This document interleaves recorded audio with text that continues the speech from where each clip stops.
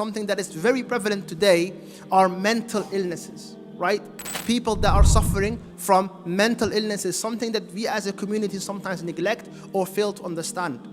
And you have to remember, as Muslims, our religion, Ikhwani Fillah, is a religion that respects ilm and understanding, right? Allah says in the Qur'an, فَاسْأَلُوا أَهْلَ الذِّكْرِ إِن كُنْتُمْ لَا تَعْلَمُونَ. Ask the people of knowledge if you do not know. So now, people that suffer from anxiety or depression or eating disorders or other disorders or they're bipolar, all of these things, and these come as a result of many factors. Sometimes they are external. Someone went through trauma. They saw their family get killed. They were abused or any of these things, and then as a result they are dealing with mental illness.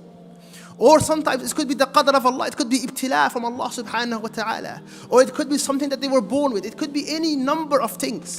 Brothers and sisters, we were discussing the issue of mental health and how we should view it as any other illness. For the one that tests you with the physical illnesses is the one that tests you with the mental illness. And the one that cures physical is the one that cures the mental, Allah Almighty. Have your heart connected to the Almighty Jalla Jalaluhu, but also use the means that are available to you. And do not ignore them or neglect them.